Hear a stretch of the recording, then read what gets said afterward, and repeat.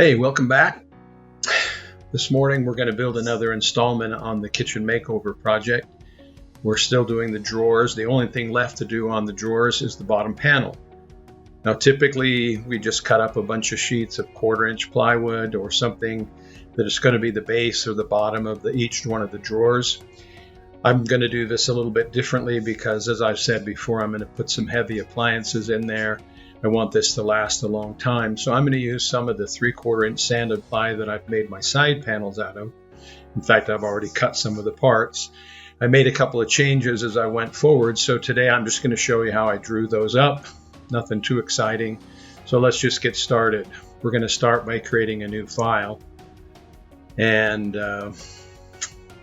I've already got all but 4 of my bottom panels cut. So what I'm going to do is I'm going to take and change my job size to 24 by 48 and 3/4. My material 0 is going to be on the bed, and my 0 corner is going to be over here in the left-hand corner. So this setup was left over from the joining system when we built the Isoloc drawers on the ends of the front and back panel. So there we have what we need to do here. Now the inside of each one of the drawers that's left is 20 inches wide, and it's 10 1/4. Well, it's 20 inches deep and 10 1/4 wide. So I'm going to create a rectangle there, and I could have done a little bit more clever job of spacing it or putting it in the material, but we're going to just drag it over here and set it there. Next, I'm going to go to the offset. So this is going to determine the depth of the rabbet as it goes into the depth of the flange that goes into the dado around the bottom of the box. So I'm going to offset. I could go a full 375. That's what I cut that, but I'm going to make these a little bit undersized so there's room for glue and I don't have to do too much pounding and banging around.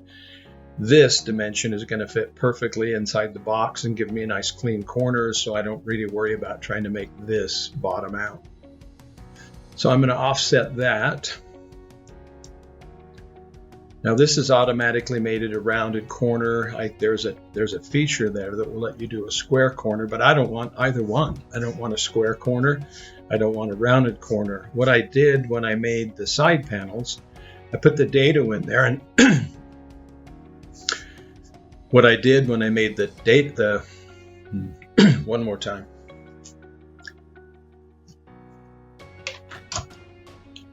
So what I had done on the side panels is the dado ended at the end of the box.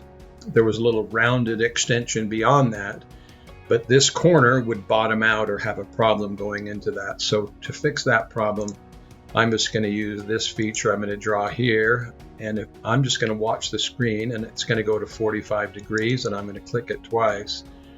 I'm going to do that again here, 45 degrees, and we're just going to do this on all the corners. So hang with me, you'll see why in a minute. But what I really want to do is I want to trim these corners away.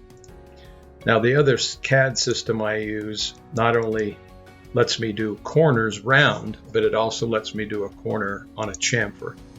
That feature's not built into Aspire yet, and they don't disappoint me very often, but someday they'll have that feature and we'll all be happy. But for now, the only way I can trim corners is by actually drawing the lines if I want a regular chamfer. Oh, that wasn't right. So we wanted that at 45 degrees. All right. I know this is tedious. Hang with me, it's almost over.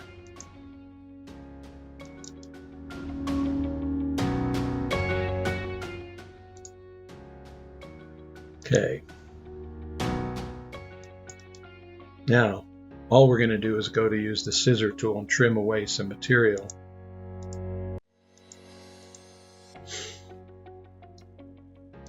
So as you can see, the rabbet is going to extend not into the corner of each one of the drawer pockets. It's going to be trimmed short.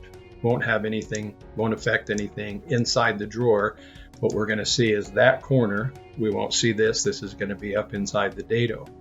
But this keeps me from having any interference in my corners. Now, as usual, when I trimmed those all became one entity. And I'm going to move this to a different layer. And it doesn't matter what I call it, but I'm just going to call it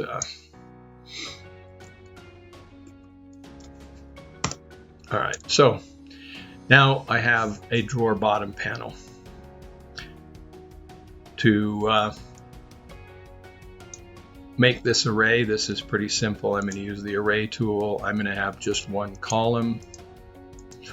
Now I'm going to have 4 pieces, 4 different parts. The gap in between is going to be 1 inch.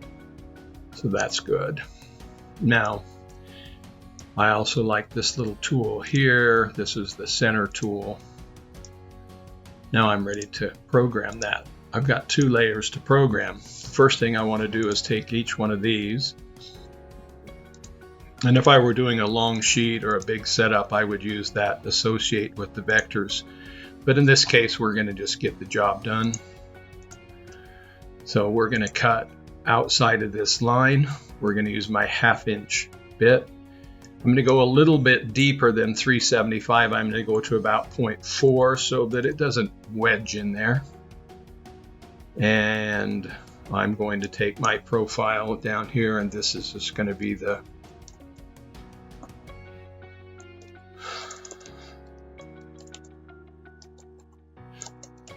rabbit surface. Now, the thing that I'm going to do here too is I'm using the same down shear 1/2 inch bit that I used when I made my side panels. This is the same material. It's a little bit soft. This is going to give me a better crisp edge and corner. Let's just preview that. So there we go, mostly done. Let's go back to the 2D and let's grab these vectors. I keep repeating myself, but you got to hold the shift key down to hold those and make them into a group. So we'll close this and we'll create another one. This of course is going to be also on the outside, but I'm going to use my 1/4 inch bit. Actually, I'm going to use the 6mm 236, and I'm going to do the same thing, my old trick. I'm not going to go all the way through the material. I'm going to go to 0.72. And I'm going to offset a little bit from the material, and this is going to be my rough pass. So now I'm going to check my depth of my tool and my RPM. Let's go over and see. Okay, we're running 16. That's fine. That's fine. My depth per pass is 0.25. That means it's going to take 3 passes to get through the material, actually. So I'm not going to deal with that. We're going to just call this 0.8. because I want to cut this all at one time. So 1 pass, full depth to 720. Let's preview that. Now what I often do on this, and I'm going to do the same thing, it's really, well, it's not necessary on this part, but I'm going to show you it. If I go add ramps, or add tabs, I'm sorry. If I go to my tabs and edit my tabs over here, then I like this little feature. It lets you just decide how many you want and add them. Now you can manually go click and put them exactly where you want them, but this is just security to keep it from coming loose while I'm cutting. So there's that pass. We're going to get the same warning. Well, no, this won't have a warning because we're not cutting through. We're going to use the exact same vectors, so those vectors are highlighted. And I'm going to go back and stay on the outside, but I'm going to go to my 1/4 inch down shear bit, which is this one here, number 5. This time I'm going to cut all the way through the material, 0.765, a little bit into my spoil board. And this is going to be my finish pass. We'll save that, calculate that. This is where I get the warning it's going to cut through. And when we look closely and preview this, you can see that those corners are going to be trimmed off. I have no tabs in this pass because it's just nibbling away just 30 thousandths, a few hairs off the edges, and the vacuum will hold it in place. This is ready to go cut.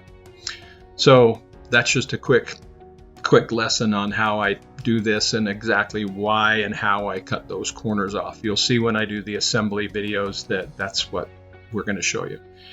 So, end of the story. We've got this ready to go out. We're going to run this part. We'll save this to my thumb drive and save this tool path. Let's see where my thumb drive is. Here, kitchen makeover project. And I'm going to put this under the drawer bottom panels.